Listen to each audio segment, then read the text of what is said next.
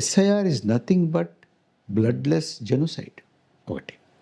రెండవది, ఎస్ఐఆర్ ఓటర్లు ప్రభుత్వాన్ని ఎంపిక చేసుకోవడం కాదు, ప్రభుత్వం ఓటర్లను ఎంపిక చేసుకునేటువంటి ప్రక్రియ కనపడుతున్నది.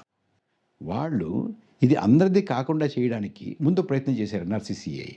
అది కానప్పుడు ఇది దీంతో చేస్తున్నారు. అంటే ఇది రక్తపాతరహిత రాజకీయ నరమేధం. చాలామంది చెప్పేది ఏమిటంటే కర్ణాటక, తెలంగాణ ఎక్కువ మంది ఉదాహరణగా తీసుకుంటారు. గెలవాలనుకుంటే గెలిచేవాళ్ళు కదా. 2024 లోక్సభ ఎన్నికల్లో మరి వాళ్ళు వేరే పార్టీల మీద ఆధారపడి ప్రభుత్వాన్ని నడపాల్సిన పరిస్థితి ఉంది కదా. ఇవాళ ఏదో చిన్న చిన్న పార్టీల మీద ఆధారపడి ప్రభుత్వాన్ని నడపాల్సిన అవసరం ఏంటి? ఒకటి, నేను ఉన్నదానికన్నా కూడా ఎక్కువ చేసి మాట్లాడుతున్నాను, అతిశయోక్తిగా చెప్తున్నాను. ఐ అన్ అలామిస్ట్? మీరు అంటున్నారు కదా, ఏ ప్రాతిపదిక మీద తీశారు? ఇది చాలా వైవిధ్యం కలిగినటువంటి దేశం కదా. నాకు వీడు వేస్తారు వెయ్యరు, వీడు వేస్తారు వెయ్యరు అనేది ఎలా కనిపెడుతున్నారు అని అంటే, బీహార్లో జరిగినటువంటి ఎన్నికల్లో చాలామంది ఏమిటోనండి అపోజిషన్ ఇంత గొడవ చేశారు, అంత చేశారు, చాలా తక్కువ ఓట్లు వచ్చాయి, తక్కువ సీట్లు వచ్చాయి అన్నారు.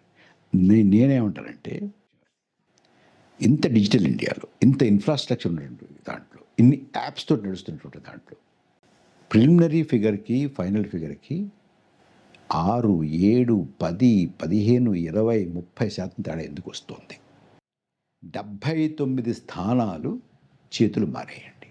అంటే అధికారం ఇటు నుంచి అటు చేతులు మారిందండి. దీనివల్ల ఇదివరకు నుంచి ఎప్పుడూ జరుగుతోంది కాబట్టి ఇప్పుడు జరగడంలో తప్పు లేదు అనేది నా ఉద్దేశంలో వాదన కాదండి. ఎందుకంటే నేను ఎప్పుడూ అంటరానితనాన్ని అవలంబించాను, ఇప్పుడు ఎందుకు అవలంబించకూడదు అంటే నేనేం చెప్పను దానికి.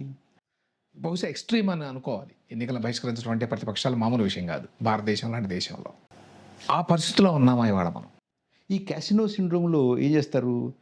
హిమాచల్ ప్రదేశ్ ఇచ్చే పర్వాలేదు, మహారాష్ట్ర మనకి ధారవి ఉంది, చాలా ఉన్నాయి అక్కడ. ఇంకోటి కూడా ఉంది అందులో.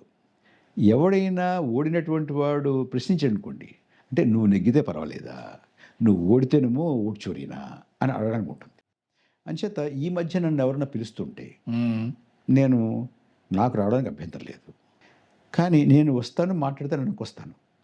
ఆ తర్వాత పర్యవసానాలని ఎదుర్కొనేటువంటి ధైర్యం మీకు ఉందా? మీరు ఉందంటే వస్తారు, లేదా మిమ్మల్ని అనవసరంగా ఇబ్బంది పెడతలుసుకోలేదు అని చెప్తున్నారు.